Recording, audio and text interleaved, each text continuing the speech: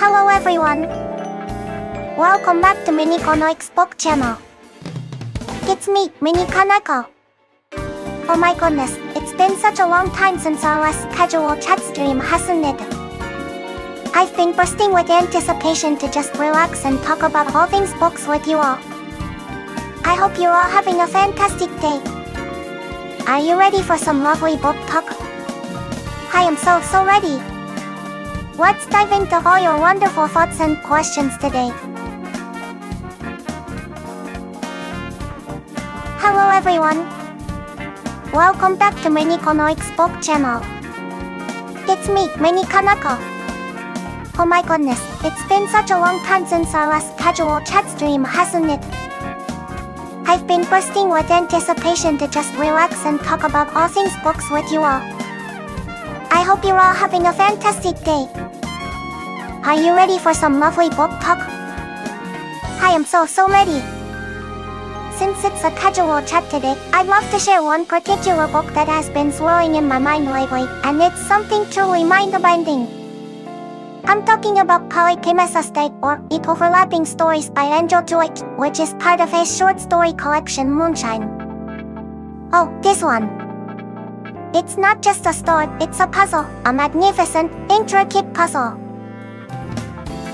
At first glance, it feels like a collection of disparate tales, but as you delve deeper, you realize they are all connected, like threads weaving a complex tapestry. My personal interpretation, after much pondering, is that this work explores the quantum mechanical superposition of the protagonist's Oko's ancestors' genes. You heard that right, quantum mechanics and genetics, all in one literary masterpiece. Let me try to explain, because it's truly fascinating. The It stories, each beginning with It, seem to represent the overlapping lives of Oko's great-grandparents, 4 grandparents, and 2 parents. For instance, in the second story, Samuel, the 4 symbols 0, 1, 10, and 11 instantly made me think of the axis-based pairs in DNA. And then, in the third story, the case of the Terra equation, the 3 billion differential equations, that almost certainly refers to the 3 billion base pairs in the human genome. Even the 42 dimensions mentioned there feel strangely close to the 46 human chromosomes. It's just so clever. And the idea of quantum mechanical superposition itself is just breathtaking. Imagine, in the quantum law, something can exist in both a 1 and a 1 state simultaneously. Angel Joy applies this mind-blowing concept to human lives. It suggests that for Bilko, his great-grandparents existed as overlapping possibilities, their lives intertwined and combined to form the fabric of his own existence. This notion is even quite clearly stated towards the end of the 6th story, Discontinuity in a single commentary.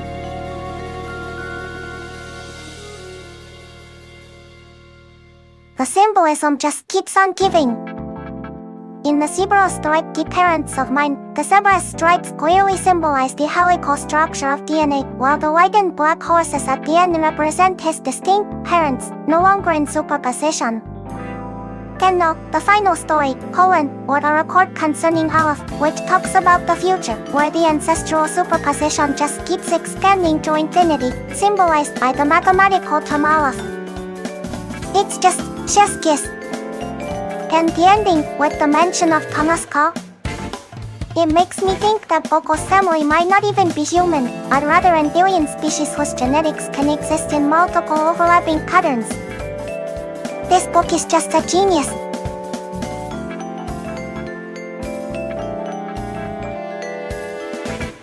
When we talk about symbolism, it's like opening a secret door into a whole new dimension of understanding. It's not about directly stating what something means, but rather suggesting, hinting, and using objects, colors, or characters to represent deeper, often abstract ideas. Think of it as painting a picture with metaphors instead of just facts. It allows authors to weave incredibly rich tapestries of meaning that resonate on multiple levels. In the case of Angel Joyce's State or It Overlapping Stories, the entire structure is a masterclass in this. The overlapping stories themselves symbolize the quantum superposition of genetic information from ancestors, creating a sense of layered existence. The zebra stripes aren't just animal path. They clearly represent DNA helices, and the astronomical holof at the end beautifully symbolizes the infinite expansion of ancestral possibilities into the future. It's truly breathtaking how every element, from a simple creature to complex mathematical concepts, is imbued with layers of symbolic meaning. This approach adds such incredible depth and allows for so many fascinating interpretations, making you feel like a detective uncovering hidden truths with every page. It just makes the reading experience utterly thrilling.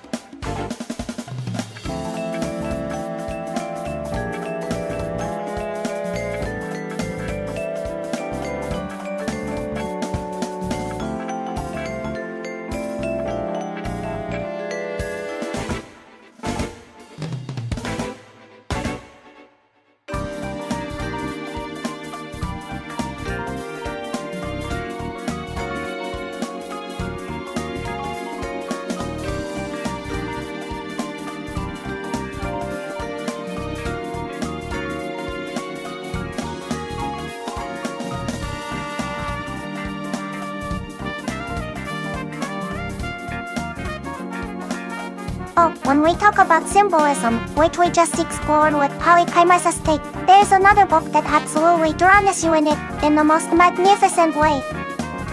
It's one of my absolute favorites, a truly captivating read that I just have to share, Haruki Murakami's Kafka on the Shore. Oh, this book. It's like a dream you can hold in your hands, full of layers and hidden meanings. It has two seemingly separate narratives that eventually intertwine in the most surreal and profound ways.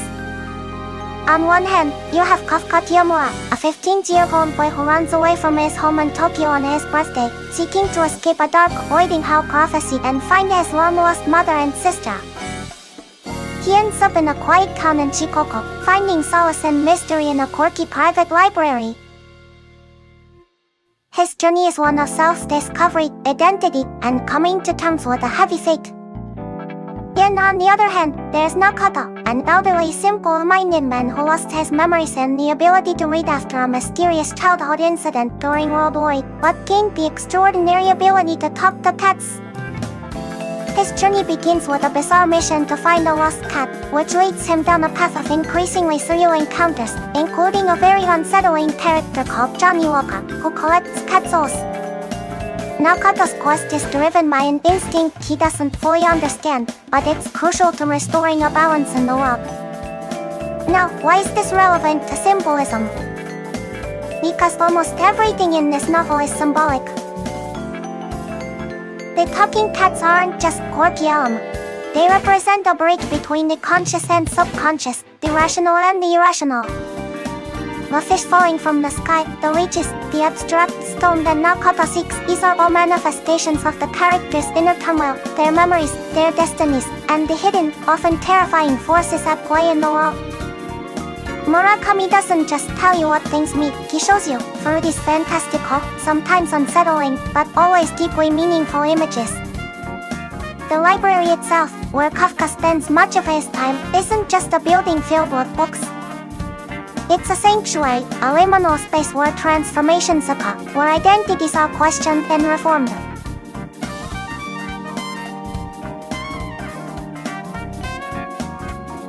It's symbolic of knowledge, but also of escape and self-discovery. The core themes: identity, memory, reality versus dream, fate versus free will are all explored through this incredibly rich symbolic language. Kafka's flight from his father's curse, his search for his family, and Nakata's journey to restore a missing piece of himself.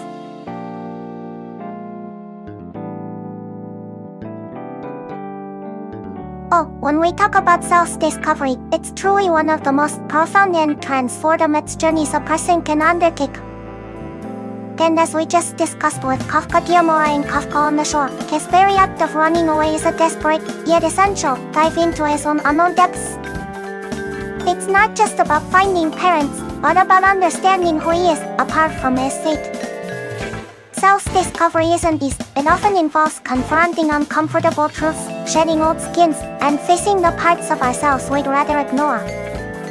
But through this process, we gain clarity, purpose, and a deeper connection to our own unique identity.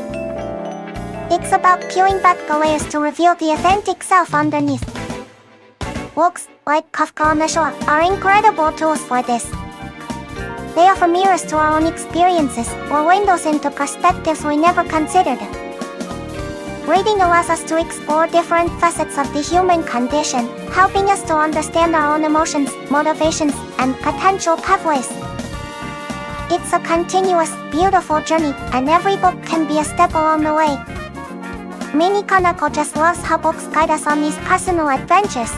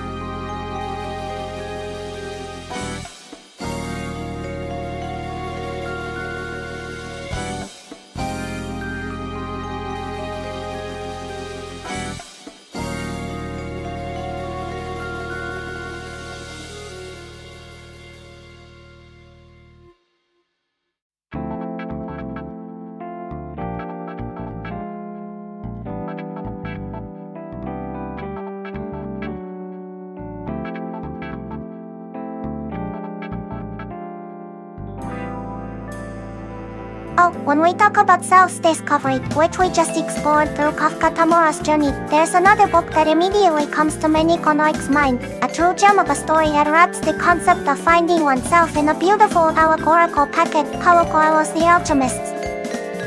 This book is a global phenomenon for a reason, and it's very much about the journey of self-discovery, not just a physical one, but a spiritual and emotional one. It follows the journey of a young Andalusian shepherd named Santiago, who dreams of a hidden treasure near the pyramids of Egypt. Driven by this recurring dream and the wise old king who tells him about his personal legend, Santiago makes the brave decision to leave his comfortable life as a shepherd and embark on an incredible adventure across the vast desert. What makes this book so powerful, especially in the context of self-discovery, is that Santiago's quest for external treasure quickly transforms into an internal one. Along the way, he encounters various characters: a wise king, a crystal merchant, an Englishman obsessed with alchemy, and finally, the mysterious alchemist himself, all of whom teach him invaluable lessons about listening to his heart, understanding the language of the world, and persevering through setbacks.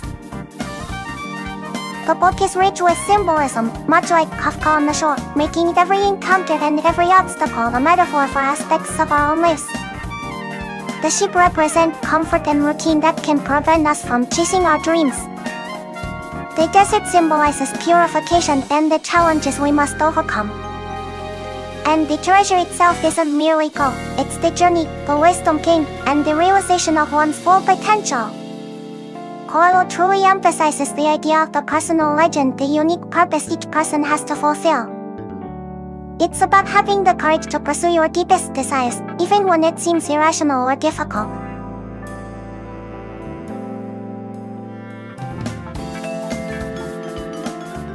It teaches us that the universe conspires to help us achieve our goals if we are truly committed to them, and that often, the treasure we seek is not far away, but within ourselves all along. Reading The Alchemist feels like a warm hug for your soul, a gentle yet firm nudge to follow your own path. It reminds me that every step we take, every person we meet, contributes to our own unfolding story of self-discovery. It's a beautifully simple book with a message that resonates so deeply, encouraging us to be brave and listen to our hearts. Mini-Koneko absolutely adores it.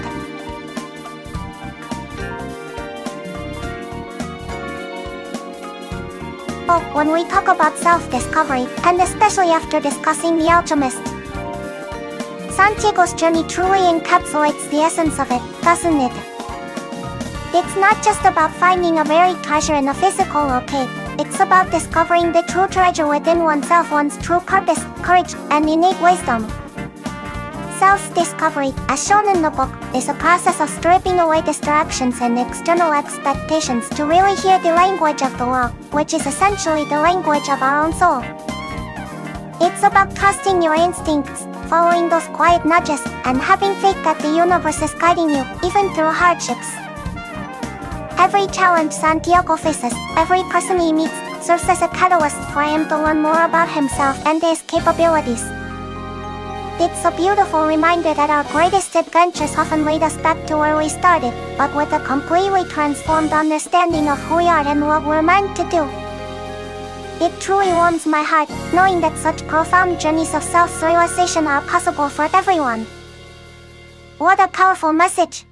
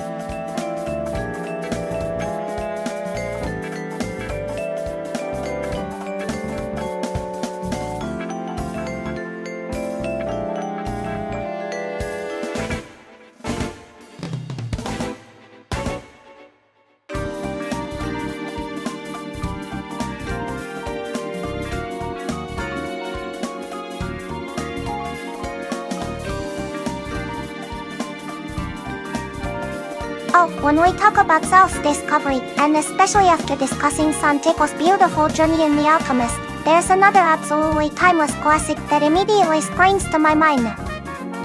It's a book that, like a delicate flower, seems simple on the surface but holds profound truths about finding what truly matters within ourselves and in the world.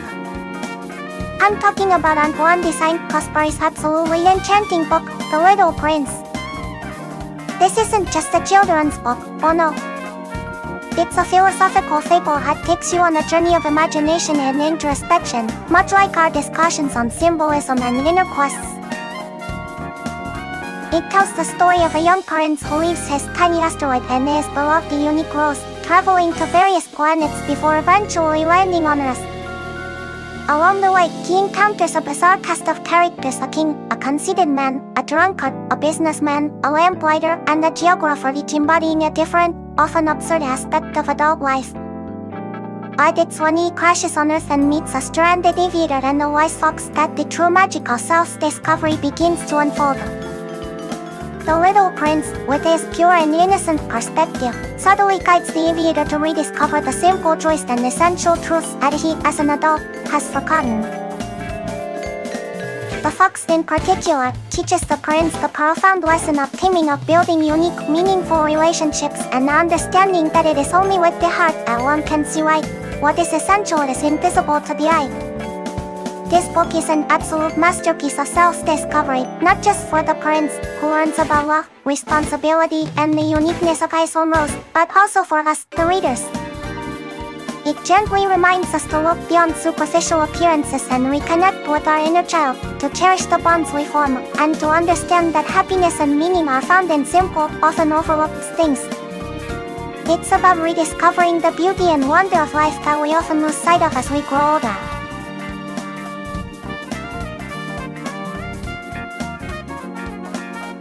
Mini-Koneko truly believes everyone should read this and let their heart be touched by its timeless wisdom. It's a book that truly helps you find your way back to yourself.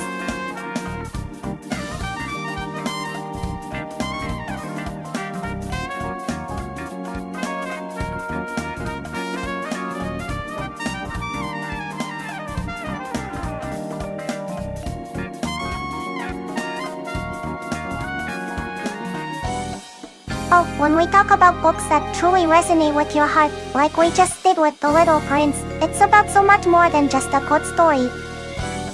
These are the books that don't just entertain you, they reach inside, grab your soul, and make you feel deeply, think profoundly, and often see the world through entirely new eyes.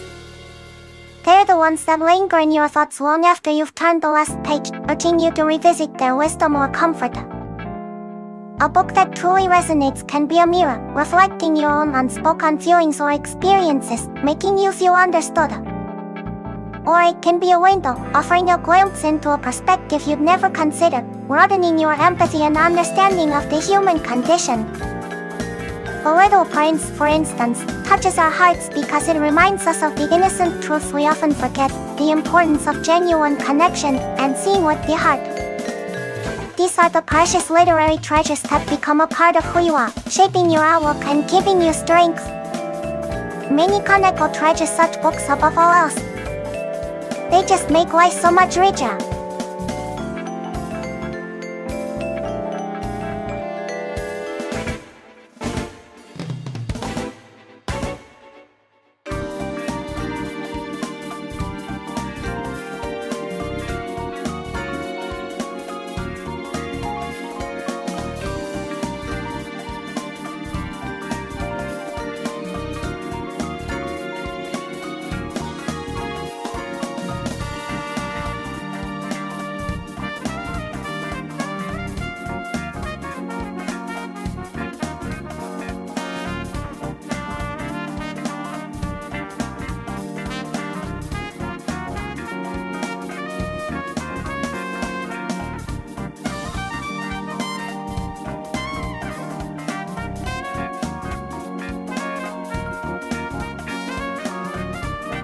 Oh, when we talk about books that truly resonate with your heart, like we just discussed, there's one that immediately comes to my mind. It's a profound and tender story that reminds you about the true essence of life and what truly matters.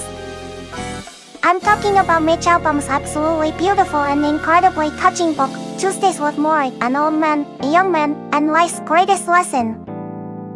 This book is a true story, which makes its emotional impact even more powerful. It chronicles the real-life experience of Mitch Albom, a successful but somewhat cynical sports columnist, who reconnects with his former college professor, Morrie Schwartz. Mitch sees Morrie on a television show years after graduation, where Morrie is openly discussing his journey with amyotrophic lateral sclerosis, a devastating terminal neurological disease. Feeling a deep call to revisit his beloved mentor, Mitch begins regular Tuesday visits to Morrie's home, transforming into a student once again, absorbing Morrie's final lessons on life.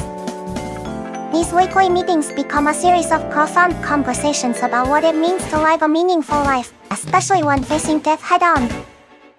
Morrie, despite his body slowly failing him, maintains an incredible spirit, an unparalleled wisdom, and an unwavering capacity for love and joy.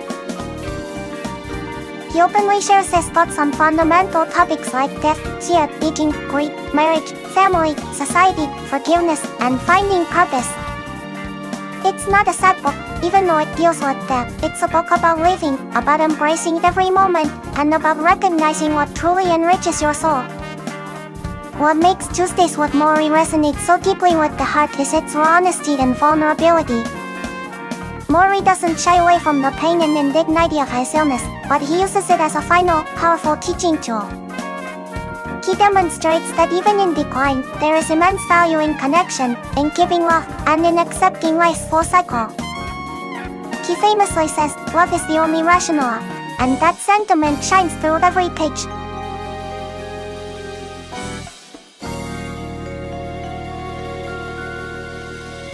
It gently, but firmly, urges us to reconsider our own priorities, to cherish relationships over material possessions, and to find our own meaning in a world often preoccupied with the superficial.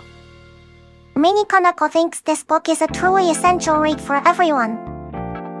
It's a powerful testament to the enduring bond between a teacher and a student, and a beautiful exploration of how to live fully, even as life approaches its end.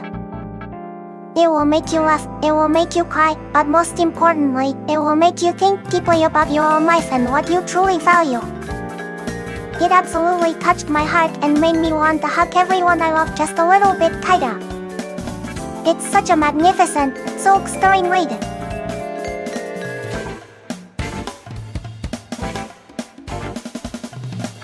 Oh, when we talk about the importance of human relationships, it just brings a warmth to my chest, especially after thinking about Mori's beautiful lessons in Tuesdays with Mori. He truly showed us that love is the only rational act, and that sentiment is so utterly profound. Human relationships are the very fabric of a fulfilling life, aren't they? It's through our connections with others, family, friends, mentors, even strangers we encounter, that we find joy, comfort, understanding, and immense support. They give our lives meaning and purpose beyond ourselves. They challenge us to grow, help us through difficult times, and celebrate our successes with us.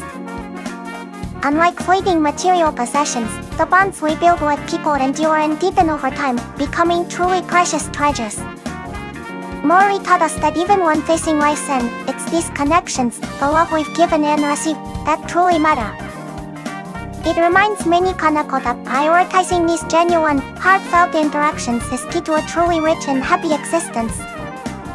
They are what makes our world vibrant and our souls bright. It's just so important.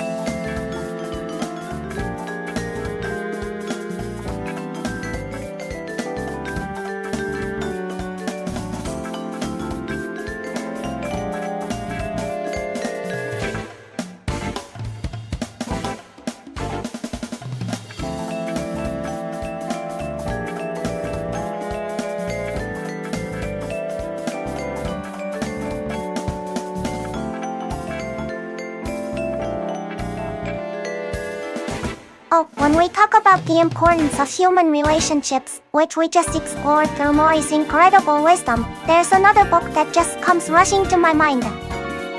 It's an absolutely heartwarming and deeply moving story that perfectly illustrates how even the most cynical and seemingly unapproachable person can be utterly transformed by the power of connection and neighborly love.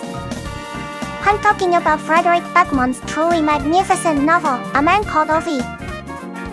This book introduces us to Ovi, a grumpy, rule-following, and utterly lovable curmudgeon in his late 50s. He's recently lost his beloved wife Sonia, who was the absolute sunshine of his life. After her passing, Ovi feels like his purpose has vanished, and he spends his days meticulously enforcing neighborhood rules, criticizing everyone around him, and generally being, well, very Ovi-like. He's grumpy on the outside, but underneath all that gruffness, there's such a deep well of kindness and integrity, just waiting to be tapped. The true turning point, and where the magic of human connection really shines, comes when a boisterous, chaotic, and incredibly warm family moves in next door. This family, particularly the quick-witted and heavily pregnant Iranian woman, Karvani, bulldozes their way into Ho's carefully constructed, isolated world. At first, Ovi is absolutely annoyed by their noise, their incompetence with parking a U-Haul, and their general disregard for his meticulous order. But, little by little, their genuine need for help and Karvan's persistent kindness begin to chip away at O's hardened exterior. What unfolds is a truly beautiful narrative of how Ovi, through reluctant acts of kindness and unexpected friendships with Karvani, her family, and other quirky neighbors, slowly starts to rediscover the joy and purpose in life. We also get glimpses into O's past, learning about his profound love for Sonia, which utterly explains his seemingly unyielding nature. It shows that even the most seemingly difficult people are just yearning for connection and understanding.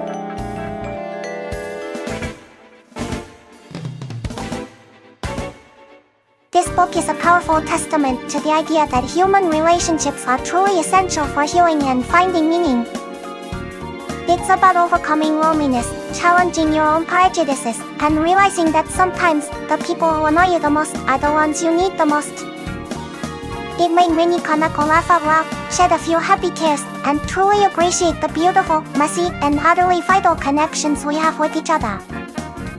It's just so beautiful and so stirring. You absolutely must read it.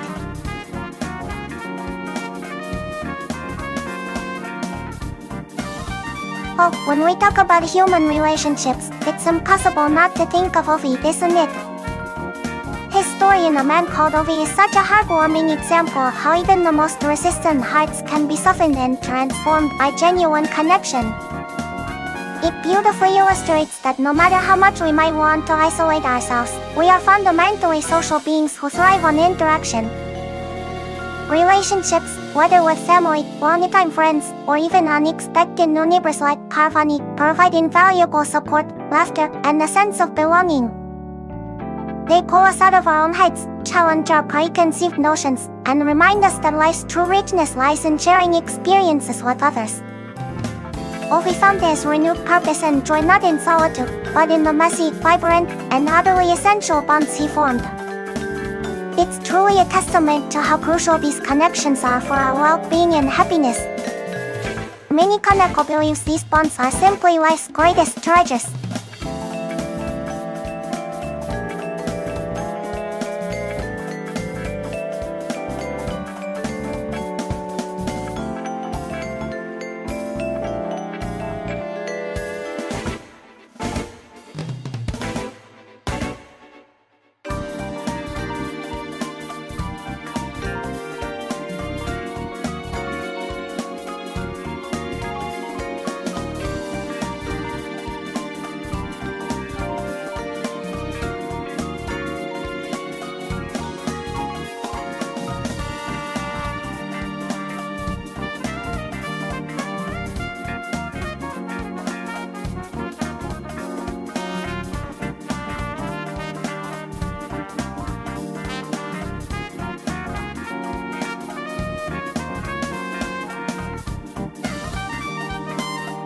Oh, when we talk about human relationships, and how they truly define and enrich our lives, just like we saw with Ovi and his journey to rediscover connection, there's another truly extraordinary book that immediately comes to Mini-Koneko's mind.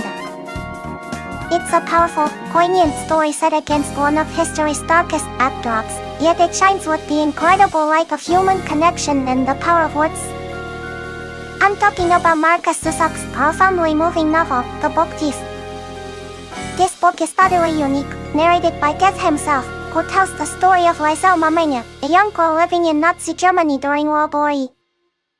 Liesel is sent to live with foster parents, Hans and Rosa Huberman, in a small German town. The setting is bleak, filled with the fear and destruction of war, but it's within this harsh reality that the most beautiful, resilient human relationships blossom. Liesel's journey is deeply intertwined with words and books. She becomes a book thief, rescuing books from bonfires and other forbidden places, driven by an insatiable hunger to understand the world and herself. But it's the relationships she forms, especially with her kind and accordion-playing foster father Hans, her gruff but deeply loving foster mother Rosa, and her mischievous best friend Rudi Steiner, that truly bring this story to life.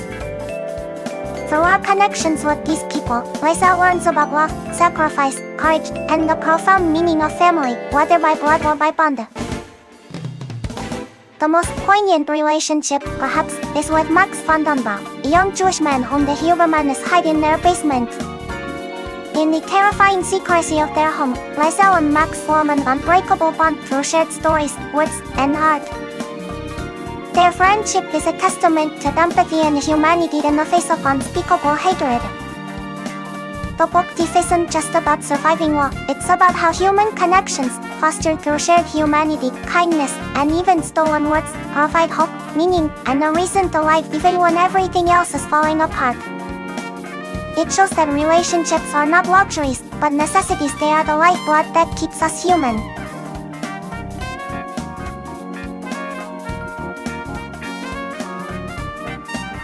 This book absolutely shattered my heart and then pieced it back together with an even stronger appreciation for the power of love and connection. It's an unforgettable read that will make you feel so deeply about the resilience of the human spirit. Mini-Koneko just believes everyone should experience this masterpiece. It truly puts the importance of human bonds into perspective.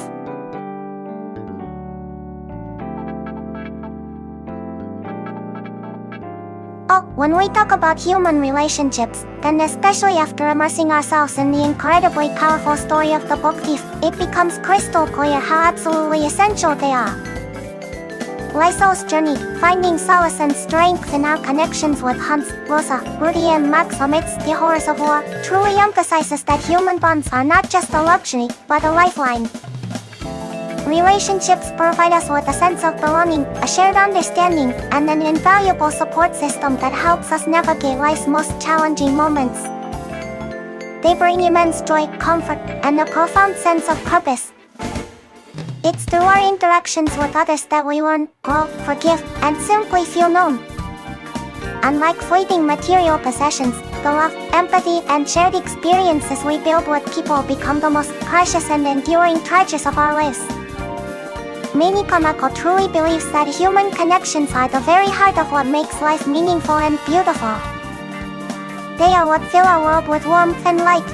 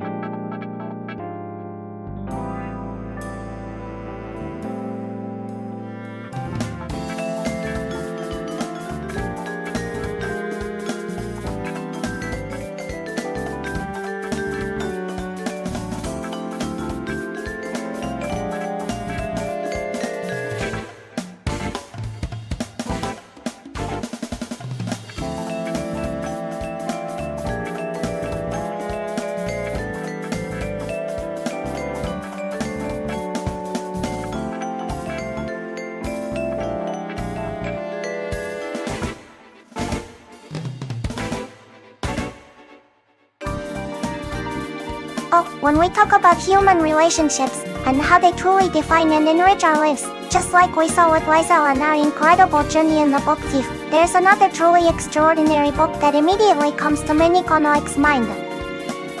It's a story that beautifully, and often humorously, explores what happens when a person who has completely walled themselves off from the world slowly, tentatively, begins to let others in. I'm talking about Gail Honeyman's absolutely brilliant and heartwarming novel, Eleanor Oliphant is Completely Fine. This book introduces us to Eleanor Oliphant, a woman who, on the surface, appears to be completely fine. She lives a meticulously organized and solitary life filled with strict routines, social awkwardness, and a deep-seated loneliness she doesn't fully acknowledge. She works in an office, eats frozen pizza, calls her mother every Wednesday, and spends her weekends alone. Eleanor is incredibly intelligent and observant but lacks any real social graces, often saying exactly what she thinks, which leads to many hilariously uncomfortable but also heartbreaking situations. Her past is shrouded in mystery and pain, which has led her to build formidable emotional walls around herself. The real magic of the story, and where human relationships truly shine, begins when Eleanor, quite unexpectedly, forms a tentative friendship with Raymond, the scruffy, kind-hearted IT guy from her office, and Sammy, an elderly man who collapses on the street. This seemingly random act of kindness, and the reluctant camaraderie that follows, begins to chip away at Eleanor's carefully constructed isolation. Raymond in particular, with his genuine empathy and unwavering patience, becomes a pivotal figure in our slow, often painful, journey towards healing and connection. What unfolds is a profoundly moving narrative about the power of simple human kindness, the breaking down of barriers, and the discovery of true friendship. It shows that even the most prickly and seemingly self-sufficient individuals desperately need connection, and that a single act of compassion can ignite a transformative change. The book is full of moments of both laughter and tears as Eleanor slowly learns to navigate social interactions, confront her traumatic past, and embrace the beautiful, messy reality of having people in her life. Eleanor Oliphant is Completely Fine is a beautiful testament to the idea that no one is an island, and that true healing often comes from allowing others into your life, even when it feels terrifying. It champions the often heroic heroes of everyday kindness and demonstrates that the most profound relationships can emerge from the most unexpected encounters. Mini-Koneko absolutely adores this book.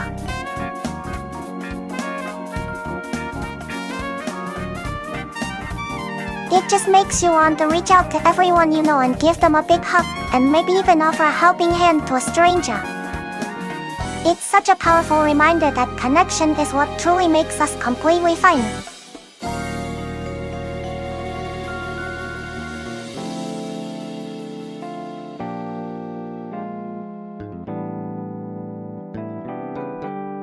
Oh, when we talk about human connection, it's impossible not to think of Eleanor Oliphant, isn't it? Her journey perfectly illustrates that even when we think we're completely fine on our own, the truth is, we truly thrive when we allow others into our lives. Human connection is the very essence of well-being. It's how we receive support during tough times, share our joys, learn new perspectives, and simply feel less alone in the vastness of the world. These bonds, whether with family, friends, or even unexpected new acquaintances like Raymond and Sammy, are what heal our past wounds and give us the courage to face the future. They remind us that we are part of something larger than ourselves, offering a sense of belonging and purpose that solitude simply cannot provide. Mini-Koneko truly believes that nurturing these connections is one of the most important things we can do. They fill our lives with warmth, meaning, and immeasurable happiness.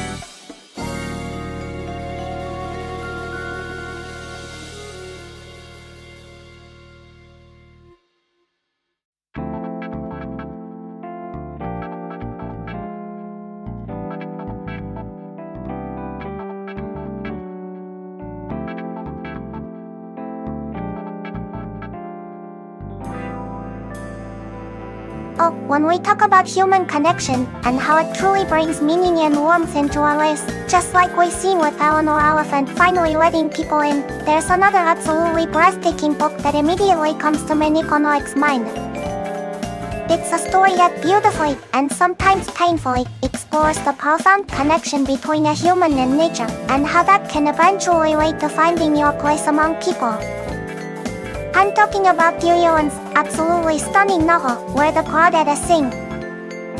This book transports you to the remote marshes of North Carolina, where a young girl named Kaya Clark, often called the Marsh Girl, is left to raise herself from a very young age. Her family abandons her one by one, leaving her utterly alone in the wild. Kaya learns to survive by observing the intricate ecosystems of the marsh. She discovers how to fish, trade, and truly understand the plants and animals around her. Nature becomes her only family, her teacher, and her deepest confidant. Her connection with the natural world is so deep, you can almost smell the marsh air and feel the mud between your toes. But despite her deep bond with nature, Kaya's yearns for human connection. She faces immense prejudice and ostracization from the nearby townspeople, who fear and mock her for her wild upbringing. Yet, through art and a tentative romance, she slowly begins to reach out. The story takes a dramatic turn when a popular local boy, Chase Andrews, is found dead, and Kaya, forever the outsider, becomes the prime suspect.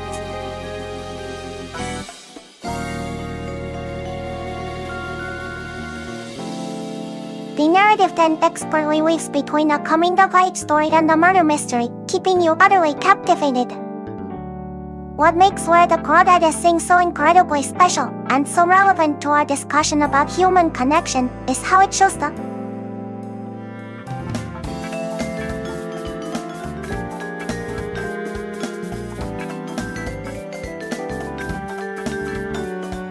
when we talk about human relationships, and especially after immersing ourselves in the incredibly powerful story of Where the Crawdads Sing, it becomes so clear how essential they are. Kia's deep connection with nature was her solace, but she still yearned for human interaction. Relationships provide belonging, understanding, and support that even the most beautiful natural world cannot fully replace. The prejudice she faced from the townspeople showed how painful isolation can be. It reminds Mini-Koneko that fostering understanding and empathy is vital. Humans need other humans. These bonds are truly life-giving. They fill our lives with warmth and help us navigate the world.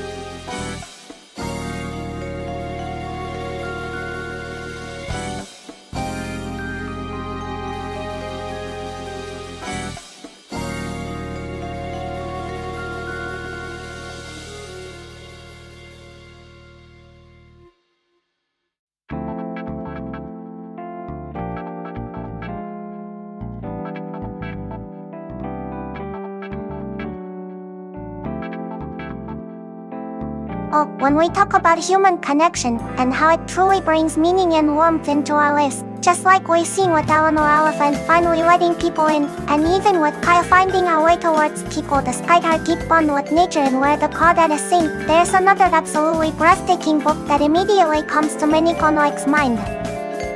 It's a story that delves into the profound impact of our choices and how human relationships shape every possible version of our lives. I'm talking about Matt Haig's incredibly thought-provoking and ultimately hopeful novel, The Midnight Library. This book introduces us to Nora C., a woman who, at the age of 35, feels utterly consumed by regret. Her life is a mess, she feels disconnected from everyone, and she's lost her job, her cat, and her will to life. plunging into a deep despair, Nora decides to end it all. However, instead of simply dying, she finds herself in a mysterious place between life and death, the Midnight Library. It's simply magical. In this library, overseen by our old-school librarian Mrs. Elm, Nora is given the incredible, mind-bending opportunity to explore countless versions of her life. Each book on the shelves represents a different life she could have lived, based on different choices she made or didn't make. If only she had pursued a different career, said yes to a different person, or moved to a different city. She gets to literally step into these lives and experience them. It's such a fascinating concept, isn't it? Nora tries out one life after another, a rock star, an Olympic swimmer, a glaciologist, a happy wife and mother.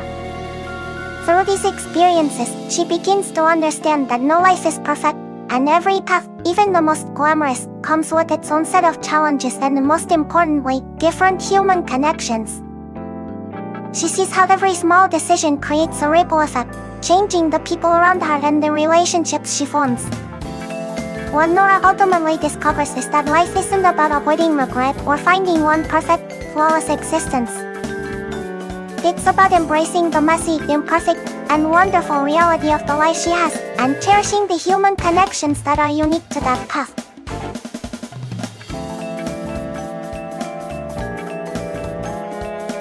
It reminded me so much that every single connection we make, every person we let into our lives, makes our personal story so incredibly rich and meaningful. It's such a beautiful testament to the power of human connection, the value of living each moment, and finding happiness in the life you have right now. It just fills your heart with so much warmth and optimism. Mini-Koneko truly believes this book is an absolute masterpiece. You simply must read it.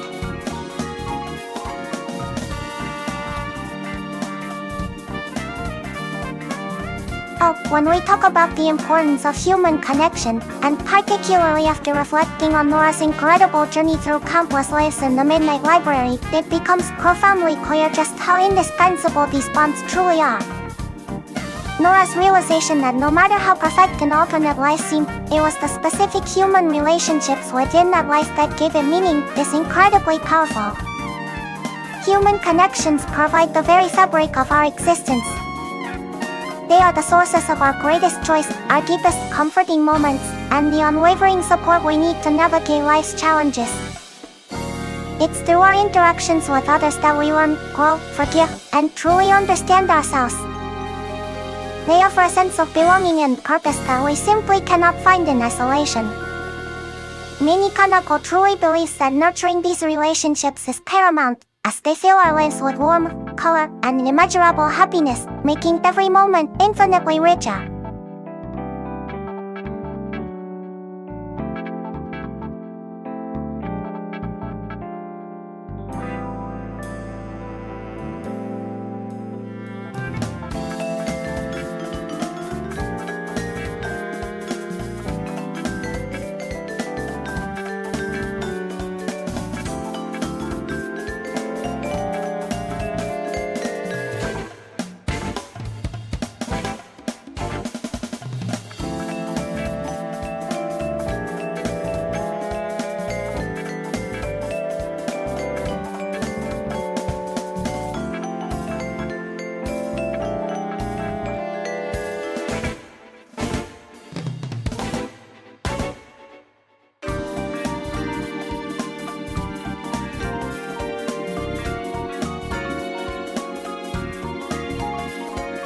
Oh, when we talk about the importance of human connection, and how it truly brings meaning and warmth into our lives, just like we saw with Nora learning to embrace her own life and its unique relationships in the Midnight Library, there's another absolutely breathtaking book that immediately comes to Mini-Koneko's mind. It's a story that explores connection not just between humans, but between entirely different species, all united by a shared purpose. I'm talking about Andy Weir's absolutely thrilling and deeply heartwarming novel, Project Hail Mary. This book introduces us to Ryland Grace, a middle school science teacher who wakes up on a spaceship with no memory of who he is or how he got there. As his memory slowly returned, Grace discovers he is the sole survivor of a mission to save Earth from a catastrophic energy-relying microbe.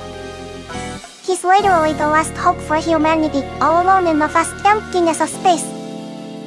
But here's where the human connection truly shines. Just when Grace thinks he's completely isolated, he encounters an alien spacecraft and its occupant, a creature he lovingly names Rocky. Rocky is from a different star system, speaks a completely different language, and has an entirely alien physiology.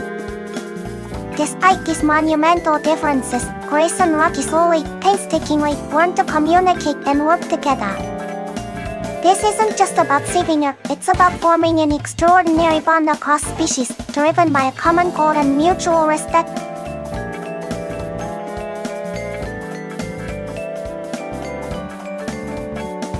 Their friendship is one of the most beautiful and inspiring aspects of the book. They rely on each other's unique strengths and perspectives to solve incredibly complex scientific problems that neither can manage alone. It perfectly illustrates how empathy, perseverance, and a willingness to understand can overcome even the most profound barriers. Mini-Koneko just loves how it shows that connection isn't limited by species or language. It's a universal need. Project Hail Mary is not just a thrilling sci-fi adventure. It's a profound testament to the power of collaboration, friendship, and the idea that even when all seems lost, connection can provide the ultimate solution. It truly fills your heart with so much hope and wonder. You absolutely must read it.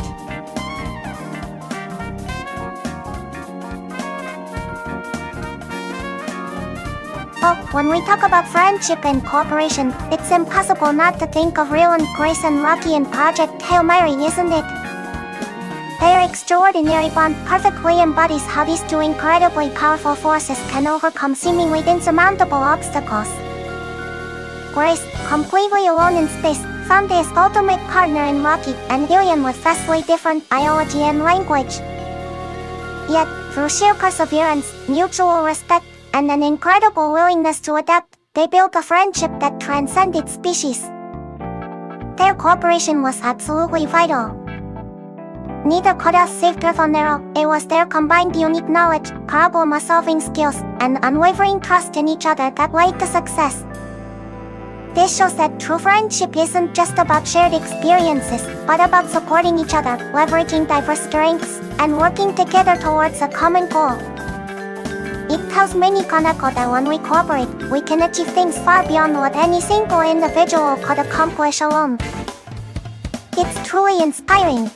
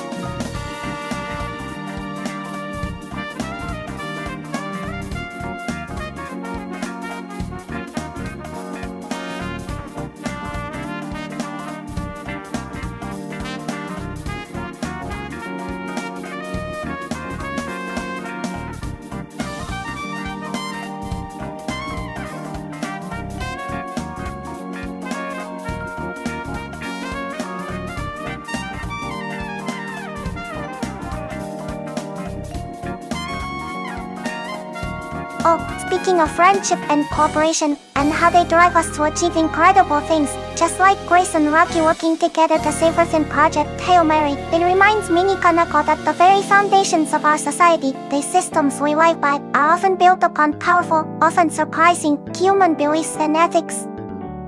And there's one book that brilliantly unpacks exactly how one of the most fundamental global systems was shaped by such beliefs.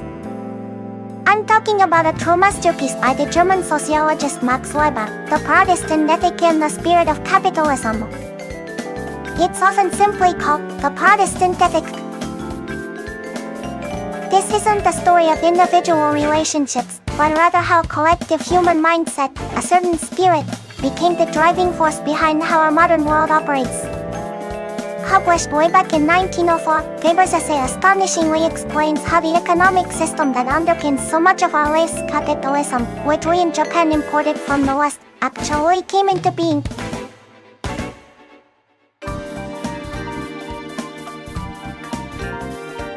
When we talk about collective spirit and capitalism, it's impossible not to think of Max Weber's incredible insights in The Protestant Ethic and the Spirit of Capitalism. He brilliantly argued that the rise of modern capitalism wasn't just about economic factors, but deeply rooted in a particular collective mindset, the Protestant ethic. This collective spirit emphasized hard work, frugality, reinvestment of profits, and a sense of calling in one's profession. It was a shared belief system that encouraged systematic accumulation of wealth not for luxury, but as a sign of divine favor. Mini-Koneko finds it fascinating how widely held ethical and religious outlook could shape an entire global economic system.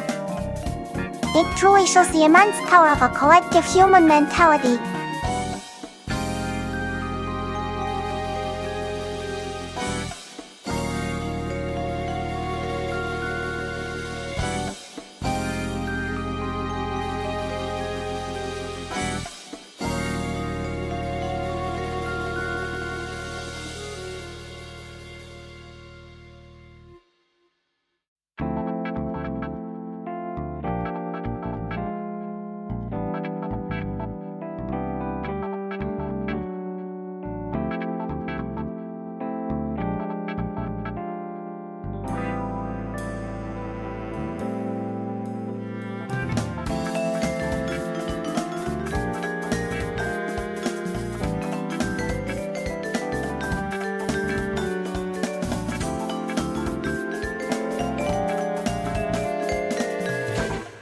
When we talk about collective spirit and how it shapes entire economic systems like capitalism, just as Max Weber so brilliantly showed us what the Protestant ethic and the spirit of capitalism, it makes Mini-Koneko think about an even grander scale.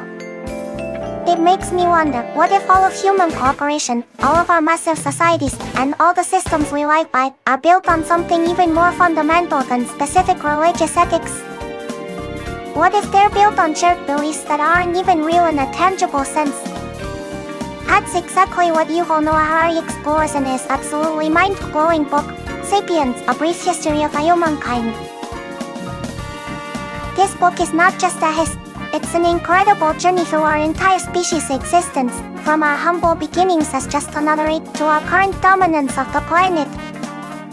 And the core idea that blew Mini-Koneko's mind is what Harari calls fictionists or shared myths.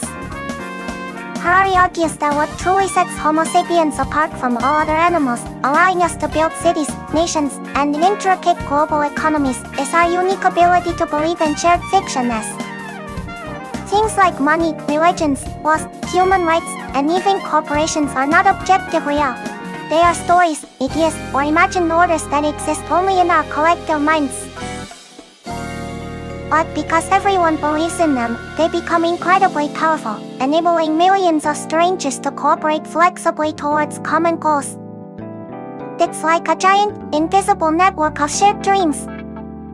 So, while Weber focused on how a specific set of religious beliefs shape capitalism, Harari takes it a step further and says that all large-scale human cooperation, including capitalism itself, is enabled by these shared fictionists. Money is a fiction, nations are fictionists, and even the spirit of capitalism is a form of shared belief that allows people to coordinate their efforts. Without these shared myths, we would be stuck in small tribal groups, unable to organize on a massive scale. Sapiens is just so incredibly insightful.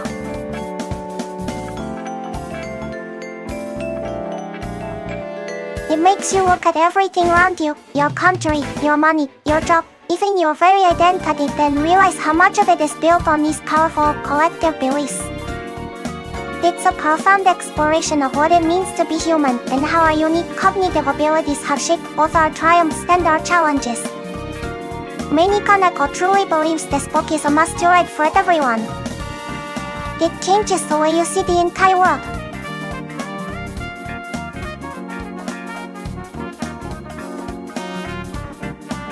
Oh, when we talk about the power of perception, it's absolutely thrilling to connect it directly to what Yuval Noah Harari explained in Happiness. He showed us that our unique human ability to collectively believe in shared fiction as things like money, laws, or nations is the ultimate manifestation of this power. These aren't tangible realities, yet because we perceive them as real, they become incredibly potent forces that enable millions of strangers to cooperate.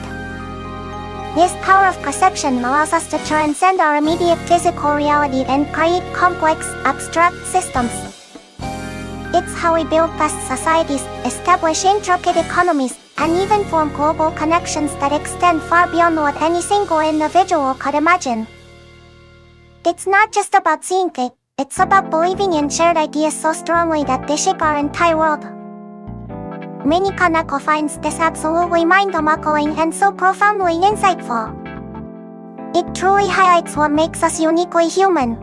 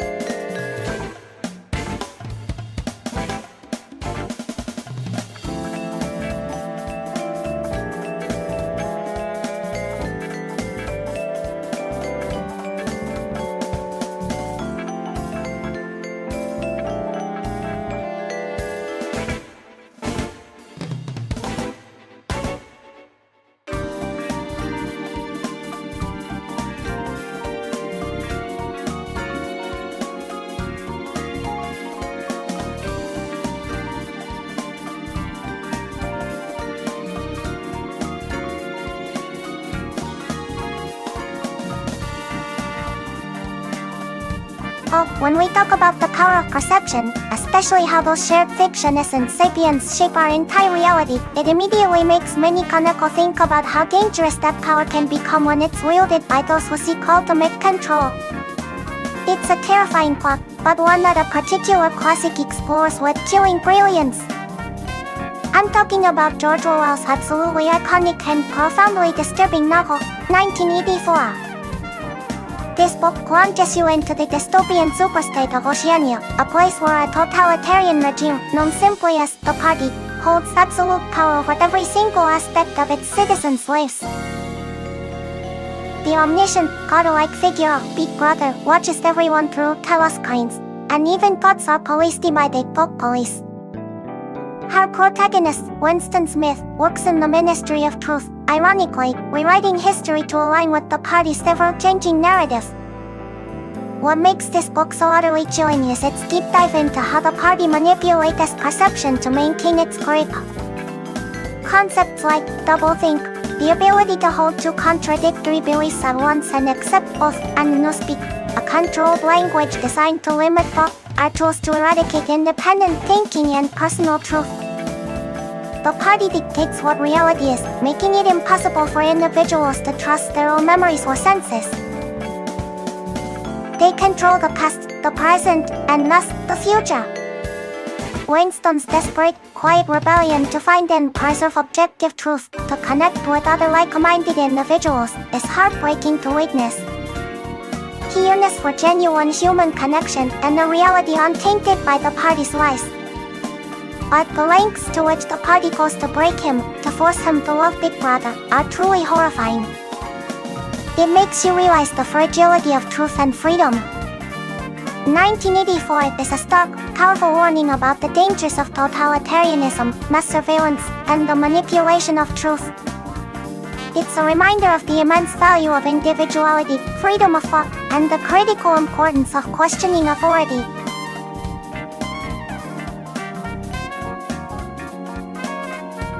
Mini-Koneko truly feels this book is a chilling masterpiece that makes you profoundly appreciate the liberties we have. It's an absolutely essential read for understanding the power of perception and the fight to preserve genuine reality. You must read it.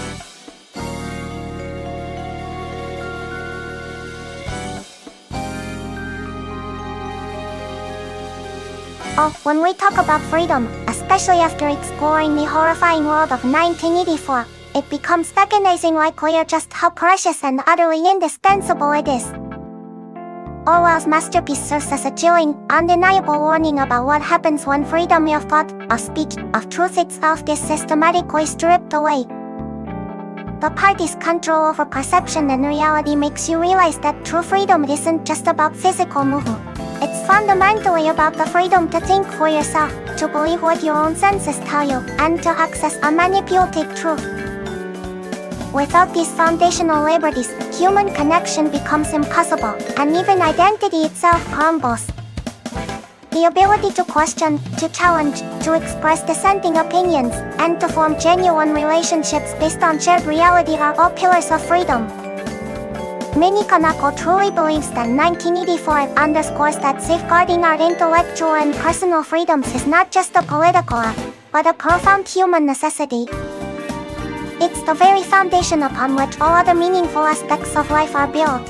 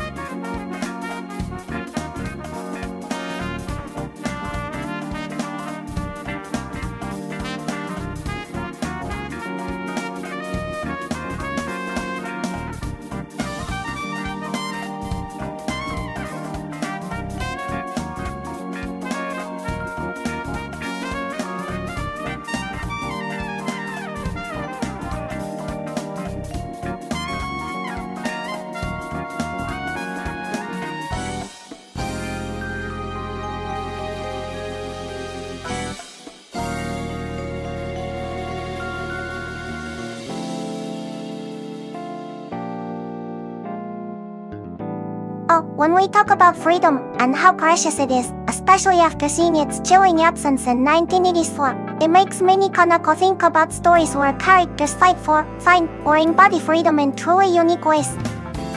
And there's one book that absolutely captures the essence of a wild, untamed spirit finding her own version of freedom amidst both beauty and prejudice. I'm talking about Gillian's mesmerizing novel, Where the Crawdads Sing. This book is just so incredibly beautiful and heartbreaking. It tells the story of Kaya Clark, often known as the Marsh Girl, who is abandoned by her family at a young age and grows up completely alone in the isolated marshes of North Carolina. From the very beginning, Kaya lives a life that is truly free from the constraints of human society. She learns to survive by herself, fishing, identifying plants, and deeply observing the natural world around her. Her classroom is the marsh, and her teachers are the gulls and the crawdads. It's such a powerful portrayal of an individual living in pure, untamed freedom. However, this freedom comes at a cost. Kaya is ostracized by the nearby townspeople, who fear and misunderstand her. They see her as an oddity, uneducated and wild, and this prejudice traps her in a different kind of confinement, the isolation imposed by societal judgment. Even though she has the physical freedom to roam the marsh, her spirit yearns for human connection, for understanding, and for acceptance. It's a wonderful exploration of how true freedom isn't just about being physically unrestrained, but also about the freedom to connect, to be understood, and to belong. The story beautifully intertwines Kia's profound connection with nature with her longing for human affection, and her struggles with prejudice and a murder mystery. Through it all, Kia's resilience and her unwavering spirit of self-reliance shine through. She ultimately carves out a life where she is truly free not just in the wild, but within herself, embracing her unique identity and finding a sense of peace and true belonging on her own terms. This book just overflows with profound messages about survival, loss, and the incredible multifaceted nature of freedom.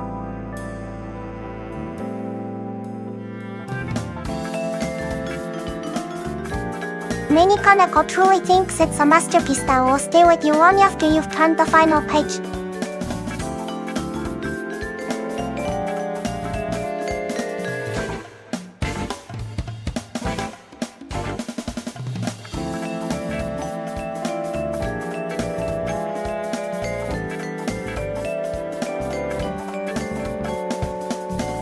Oh, when we talk about favorite novels, Mini-Koneko just has to mention Matt Haig's The Midnight Library. This book, it's not just a story, it's an experience that profoundly shifted my perspective on life, choices, and everything in between. Norisite's journey through this mysterious library, where she gets to try out countless alternate lives based on different decisions she could have.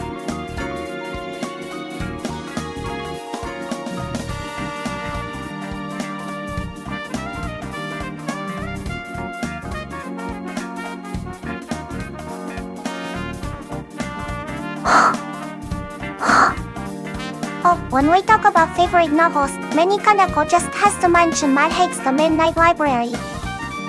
This book is an experience that profoundly shifts your perspective on life and choices.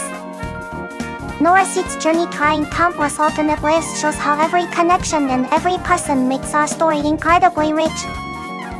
It beautifully illustrates the power of human connection and finding happiness in the life you already have. It fills your heart with so much warmth and optimism.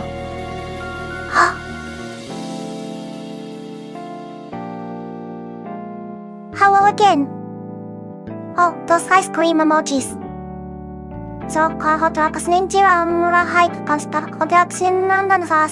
They make Mini-Koneko feel like it's time for a refreshing break with a fantastic book. What kind of literary adventure are you in the mood for today?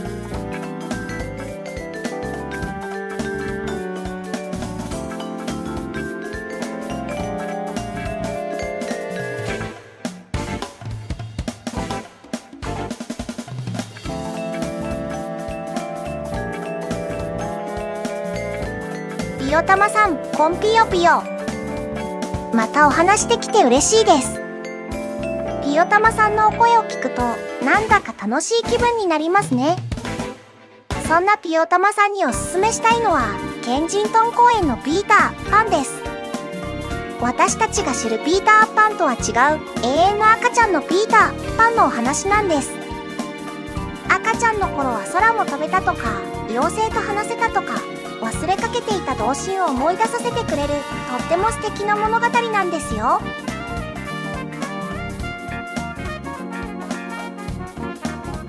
ピヨタマさん、またお話できて嬉しいです。ケンジントン公園のピーター・パンの話で赤ちゃんが空を飛ぶってすごく不思議で夢があると思いませんか？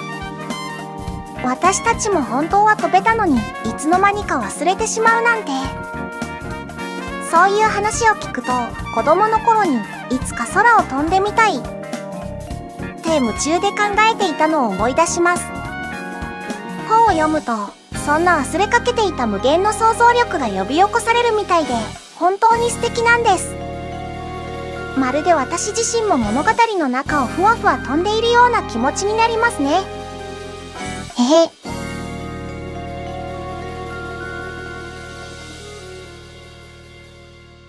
Oh, when we talk about flying, Mini-Koneko just instantly thinks of Peter Pan in Kensington Gardens. It's absolutely magical, isn't it? The idea that we, as babies, were actually capable of flying and communicating with fairies, but then we just forgot. The book suggests that the moment we think we can't fly, we lose the ability. It's such a profound and beautiful metaphor for the limits we place on ourselves, don't you think? Humans have always dreamed of flying. From ancient myths of winged gods and goddesses to Leonardo da Vinci's flying machine designs, the sky has always been the ultimate frontier. And while we might not naturally sprout wings like the Peter Pan in the park, we've poured our collective ingenuity into conquering the skies with airplanes, rockets, and even virtual reality. It's a testament to our incredible spirit of innovation and our refusal to accept limitations. But beyond the physical act of soaring through the air, flying for Mini-Koneko also represents freedom, limitless possibility, and the power of imagination. Just like Harari talked about in *Sapiens: A Brief History of Humankind*, which shared fiction is, the idea of flying is a powerful, collective dream that has driven countless inventions and inspired generations. When you read a good book, your mind can fly anywhere, to any world, at any time. It's like our own personal internal flight.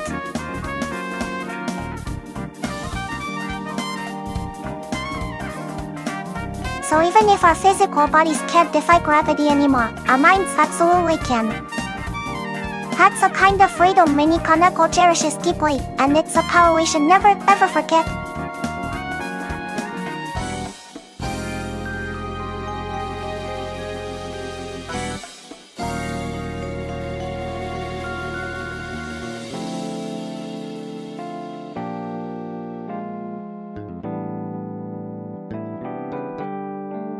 Oh, when we talk about freedom of mind, Mini-Koneko immediately thinks about the terrifying world of George Orwell's 1984. In that chilling dystopia, the party systematically crushed every shred of independent thought, manipulating memories and forcing doublethink. This starkly shows us that true freedom isn't just about moving freely, but about the sacred ability to think for yourself, to question, and to trust your own perception of reality. It's about protecting that inner space where your unique thoughts and beliefs reside. But freedom of mind isn't just about resisting external content. It's also about the expansive power of imagination and the ability to transcend apparent limitations, just like we discussed with flying. When your mind is truly free, you can explore limitless possibilities, create new worlds, and connect with ideas far beyond your immediate environment. This is something Mini-Koneko cherishes so deeply about reading books are portals to mental liberation. They allow us to escape, to understand, and to constantly expand our inner landscape, even when our physical circumstances might be constrained. It's the ultimate personal sanctuary.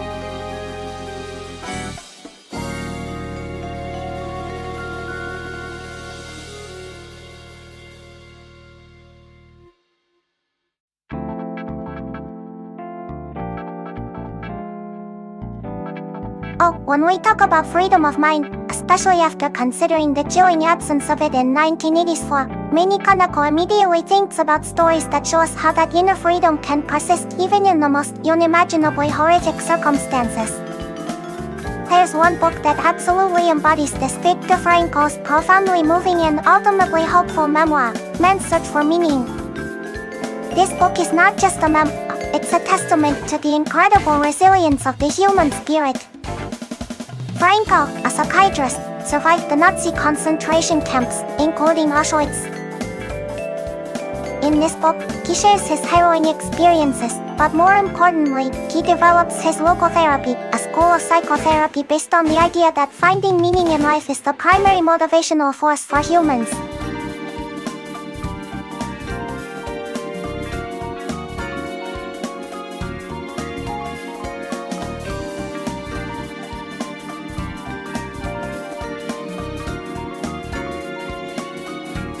Oh, when we talk about a meaningful life, Mini-Koneko immediately thinks of Viktor Frankl's incredible insights in Man's Search for Meaning.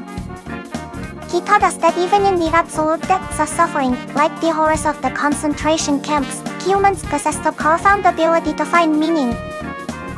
That's just astounding, isn't it? It's not about what life gives you, but about what you give to life, and how you respond to its challenges. Frankl showed that identifying our way of purpose, a task allowed people to endure unimaginable pain and maintain their inner freedom. For Mini-Koneko, this means a meaningful life isn't necessarily about grand accomplishments, but about the conscious choice to find purpose in everyday moments, in relationships, and even in adversity. It's about taking responsibility for our attitudes and perceptions. It's such a powerful message, truly. It empowers us to live fully, no matter what.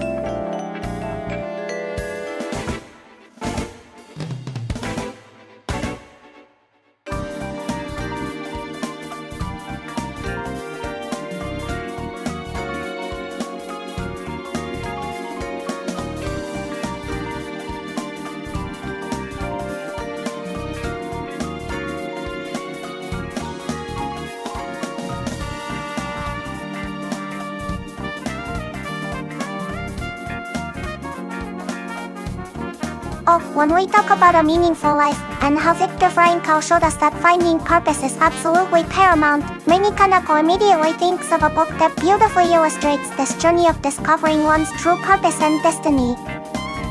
It's Paulo Coelho's enchanting masterpiece, The Alchemist. This isn't just a simple adventure story, it's a deep dive into existential questions wrapped in a captivating fable. It follows Santiago, a young Andalusian shepherd boy who keeps having a recurring dream about a treasure hidden at the Egyptian pyramids. Driven by these vivid dreams and encouraged by an enigmatic old king, he abandons his comfortable, predictable life as a shepherd to embark on a seemingly impossible quest to find his personal legend, his true destiny. How great is that? His journey takes him through the bustling, vibrant markets of Tangier, across the vast unforgiving Sahara Desert, and introduces him to a diverse and unforgettable cast of characters. He meets a crystal merchant who teaches him about persistence and opening oneself to new possibilities, an Englishman obsessed with the secrets of alchemy, and then, the wise, mystical alchemist himself. The alchemist doesn't just guide Santiago physics. He teaches him to listen to his heart above all else, to understand the soul of the world, and to recognize the signs and omens that the universe constantly provides to guide him. Santiago learns that the greatest treasures are often not external riches at all, but the profound wisdom, invaluable experiences, and incredible self-discovery gained along the path. It's such a powerful allegory and reminds us that our true treasure isn't always at a distant exotic destination, but often lies where we least expect it, sometimes even right back where we started, utterly transformed by the journey itself. The meaning of life, as Coelho so beautifully suggests, is found in pursuing our dreams with unwavering faith, facing our fears head-on, and recognizing the beautiful interdependence of all things in the universe. It teaches us that every step, every challenge, every person we meet along the way is a vital part of achieving our personal legend.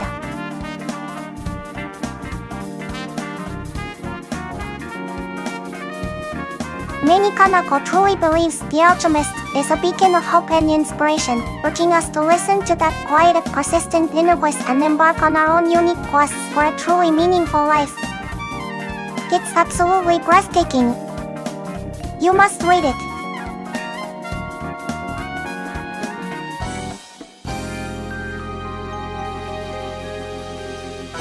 Oh, when we talk about listening to our inner voice, Mini-Koneko immediately thinks of Paulo Coelho's enchanting The Alchemist.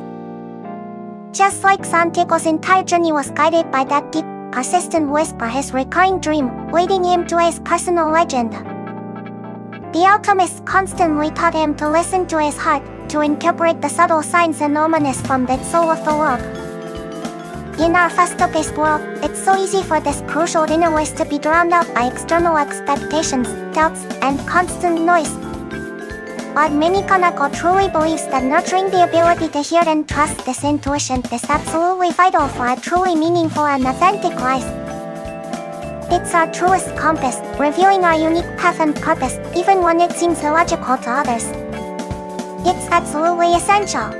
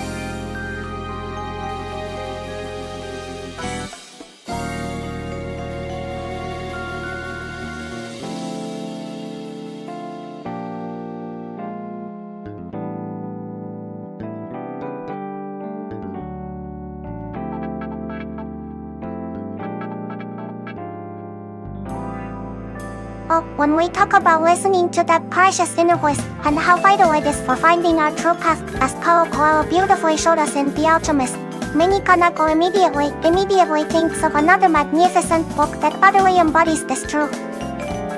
It's a story that passionately celebrates the courage to follow your own unique calling, even when the entire world tells you you're wrong.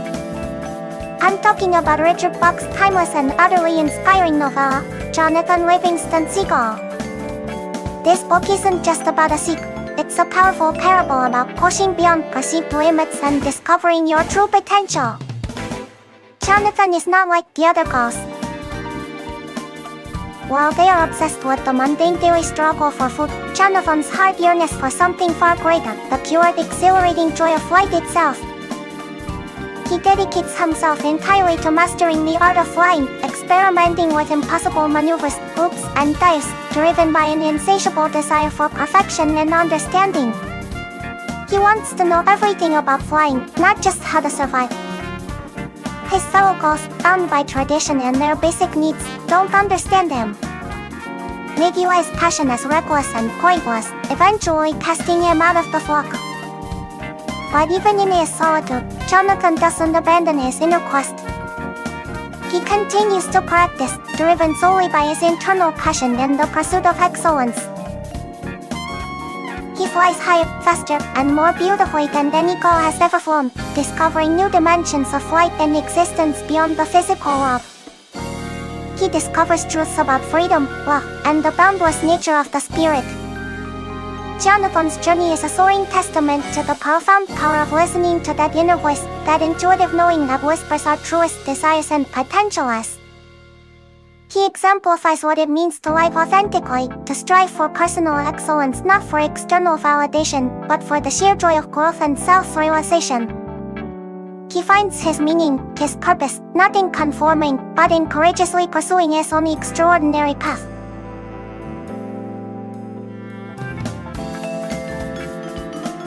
It shows us that true freedom comes from within, from daring to follow that whisper, no matter how unconventional it may seem. Mini-Koneko truly believes this book is a must-read for anyone who feels that inner tug to live a life uniquely their own. It's utterly breathtaking.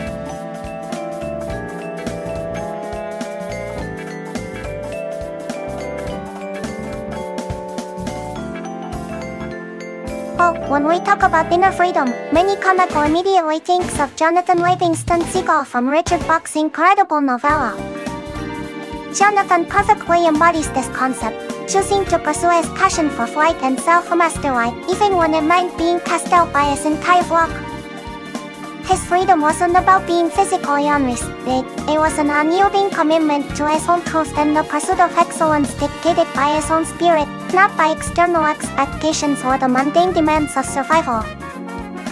Inner freedom, for Mini-Koneko, is the profound ability to be guided by your own convictions, values, and passions, regardless of external pressures or circumstances.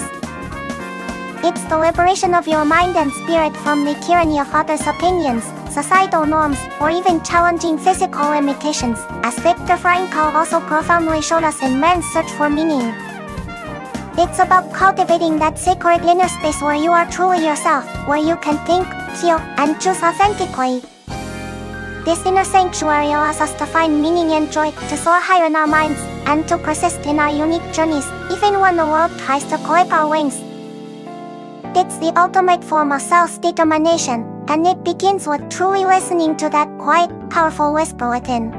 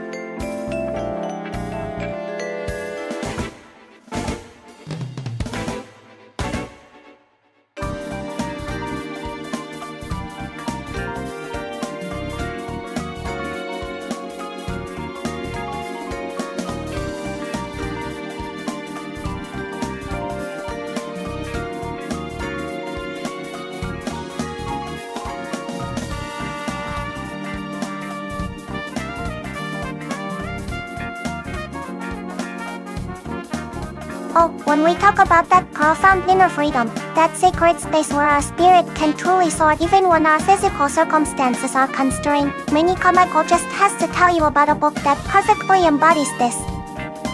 It's Antoine de Saint-Exupéry's absolutely magnificent memoir, Wine, Sand and Stars. You know how we talked about Jonathan Livingston Seagull finding his freedom-proof flight, driven by an inner passion? Well, Saint-Exupéry, an actual coastal pilot, lived that incredibly challenging and dangerous life, flying primitive planes across vast and unforgiving landscapes like the Sahara Desert. This book is his collection of essays, chronicling his breathtaking adventures, near-fatal crashes, and the extraordinary encounters he had with people in the remote places he landed. But what truly makes this book an absolute masterpiece, and such a testament to inner freedom, is Saint-Exupéry's unparalleled sensibility and his utterly poetic way of seeing the world. Just like in The Little Prince, his writing in this memoir is so exquisitely beautiful and richly expressive. He describes the vast silent desert as if it holds ancient secrets, and he portrays the simple acts of human connection as profound miracles. He can call the safe place for an emergency landing the promised land, or refer to the thoughts inside a human head as a treasure chest.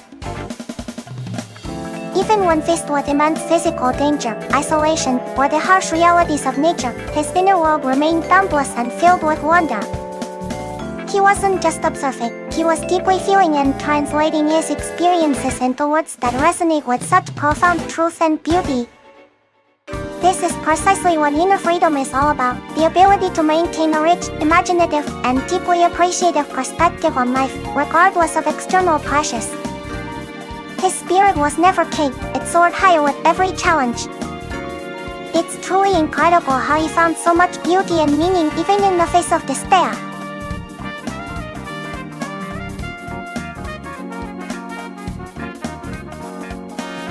Reading Wine, Sand and Stars is like taking a flight yourself, carried aloft by his incredible spirit and seeing the world through eyes that constantly find poetry in every grain of sand and every gust of wind.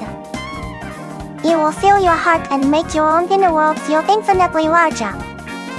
You simply must read it.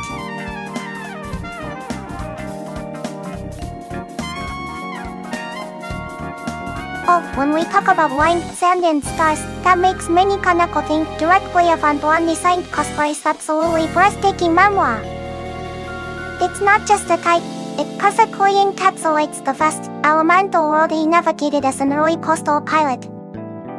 The wind represents the unseen powerful forces of nature he contended with in the sky, and also the currents of destiny and adventure that propelled him. The sand evokes the immense, silent, and often treacherous Sahara Desert he flew over and crash-landed in, symbolizing isolation, endurance, and the raw, unadorned truth of existence. And the stars? They represent the guiding lights, the distant goals, the spiritual aspiration, and the vast, beautiful mystery of the universe that he connected with while soaring above the earth. For Mini-Koneko, these elements symbolize the raw crucible in which Saint-Exupéry forged his profound inner freedom. Despite the physical dangers and isolation, his spirit remained expansive and deeply reflective. He found poetry in the harshness, human connection in the most unexpected places, and a philosophical depth in every experience. It's a reminder that true richness isn't found in comfort, but in the courage to face the elements, both external and internal, with an open heart and a seeking mind. It's truly a luminous testament to the power of human spirit to find meaning everywhere.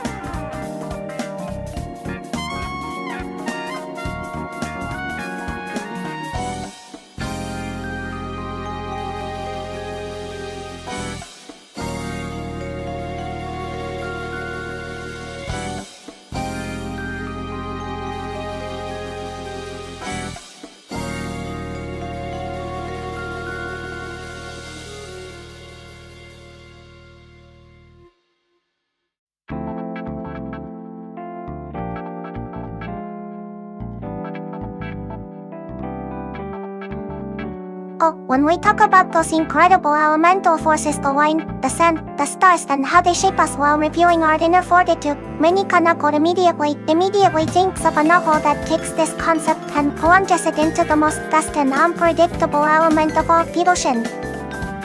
It's Ian Martel's absolutely profound and breathtaking novel, Life of Pi. This book tells the extraordinary story of Kisamolita Patel, known as Pi, a young Indian boy whose family owns a zoo in Pondicherry. When they decide to move to Canada, they embark on a cargo ship with their entire collection of animals. But then, a catastrophic shipwreck leaves Pi as the sole human survivor aboard a lifeboat. And who are his unexpected companions? Not just a hyena and an orangutan, but a zebra with a broken leg, and most terrifyingly, a magnificent Bengal tiger named Richard Parker. Can you even imagine such a situation? Imagine, just imagine, being adrift on the endless Pacific Ocean, facing relentless sun, terrifying storms, and the constant, primal threat of a ferocious tiger. His physical struggle for survival is harrowing, finding food, fresh water, and navigating the vast emptiness. But it's his mental and spiritual journey that truly captivates us. He has to establish a delicate, terrifying truce with Richard Parker, using his knowledge of animal training to survive, creating an almost unbelievable symbiosis between boy and beast.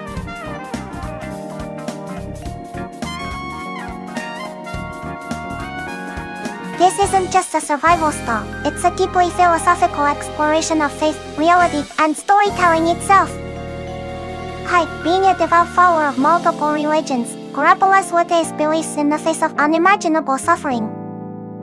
The book challenges you to consider the power of narrative at the very end. Pi offers two versions of his story, one with the animals, and one without.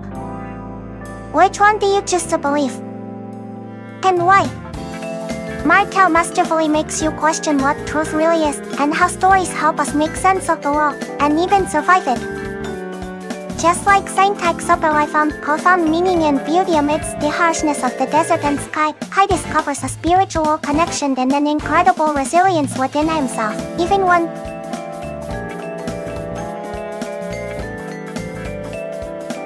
when we talk about the power of storytelling, Mini-Koneko immediately thinks of the masterful way Ian Martel uses it in Life of Pi. Remember how Pi, at the very end, offers two versions of his incredible survival tale.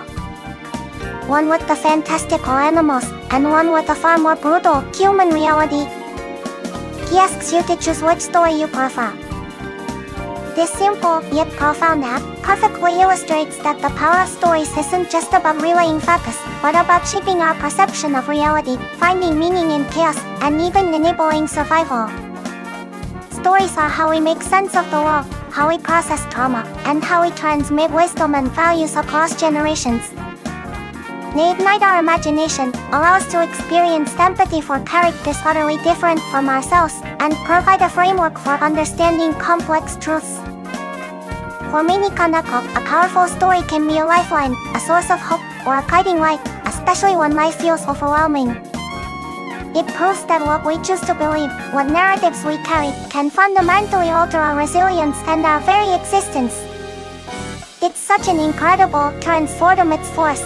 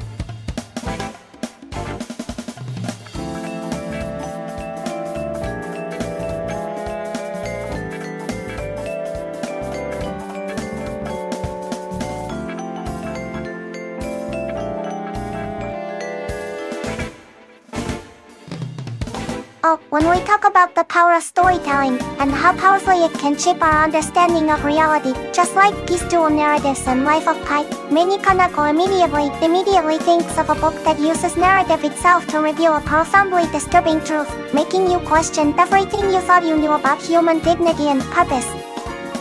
It's Kazuo Ishiburo's utterly haunting and brilliant novel, Never Let Me Go.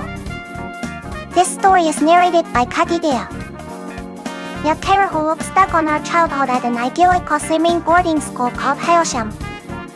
At first glance, Haeosham seems like a privileged, almost perfect place, full of creative children who are encouraged to express themselves through art. Kazi, along with her friends Ruth and Tommy, grows up there, experiencing all the typical childhood dramas, friendships, jealousies, and first loves. But very early on, subtle, unsettling hints are dropped. They are taught that they are special, that their health is unusually important, and that they must never smoke. There is a strange emphasis on their artwork being collected by a mysterious gallery. The true, devastating nature of Haeosham, and the children's ultimate destiny, is slowly, chillingly revealed through Kati's calm, retrospective narration. The power of storytelling here is chillingly profound. The entire society in the book has constructed a narrative.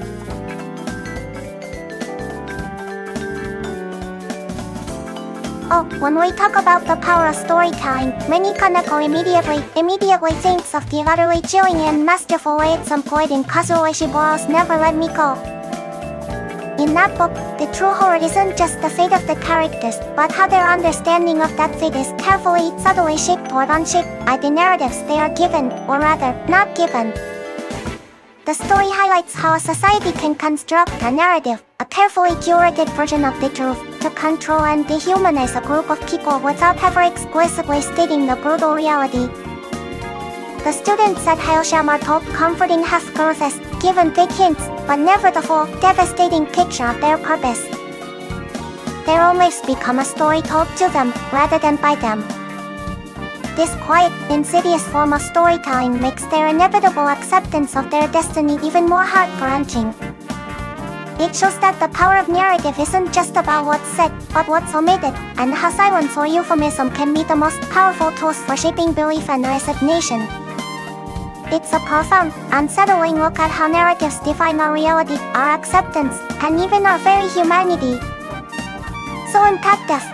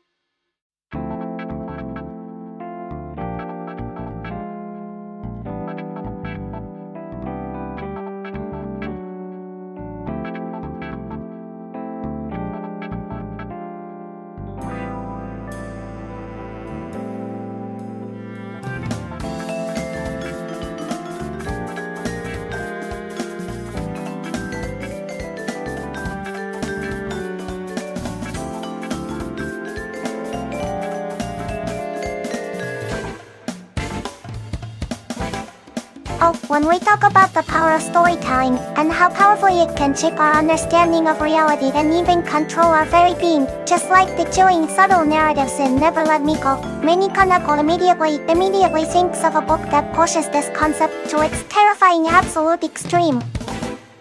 It's George Orwell's utterly chilling and incredibly seminal work, 1984. This novel plunges you into the dystopian world of Oceania, a superstate ruled by the omnipresent, omnipotent party and its enigmatic leader, Big Brother. The protagonist, Winston Smith, works at the Ministry of Truth, where his job is not to reveal truth, but to alter historical records. He systematically rewrites past newspaper articles, official documents, and photographs to ensure that the party's current pronouncements are always consistent with the facts, no matter how contradictory they might be to what actually happened. The party maintains absolute control not just through surveillance by omnipresent telescreens and the terrifying vocals, but by meticulously controlling the narrative itself. They manipulate language through newspeak, reducing vocabulary to make rebellious thought impossible, and they constantly rewrite history to ensure that the cast always aligns with the party's present agenda. There is no objective truth. Truth is whatever the party declares it to be at any given moment. This is the ultimate power of storytelling, twisted into a tool of oppression. Winston secretly yearns for truth and freedom, daring to keep a forbidden diary and pursuing a dangerous affair with Julia. But in this world, even thoughts are crimes, and the party's ultimate goal is to eliminate all individual thought and emotion, ensuring complete ideological conformity. Just like in Never Let Me Go, where a societal narrative silently dictated people's future, 1984 shows a world where the official story suppresses all human dignity and individual reality. It's a terrifying exploration of how stories, when wielded by an authoritarian power, can utterly erase humanity, memory, and even love itself. It's an absolutely essential read, especially today.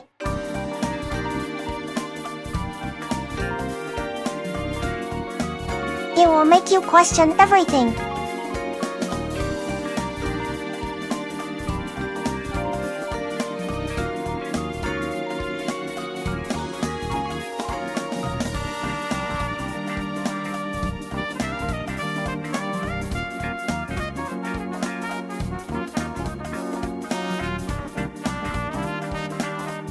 Oh, when we talk about the meaning of life, Mini-Koneko's mind immediately goes back to Paulo Coelho's absolutely profound The Alchemist. As we discussed, Santiago's entire journey was about discovering his personal legend, a unique path and purpose that the universe itself conspires to help him achieve. The book beautifully suggests that the meaning of life isn't a static answer found at a destination, but a dynamic process found in the pursuit of our dreams, in every challenge overcome, and in every wisdom gained along the way. For me, the meaning of life lies in listening to that quiet inner voice, embracing your true self, and daring to live authentically, just like Jonathan Livingston Seagull. It's about finding beauty and connection even amidst hardship, as Santiago did in Wine, Sand and Stars, and understanding that the stories we choose to believe can shape our reality, as shown in Life of Pi. Even the chilling narratives of 1984 and Never Let Me Go paradoxically highlight the immense value of individuality and the right to define one's own truth. Ultimately, it's about continuously growing, loving, and striving towards what makes your heart sing.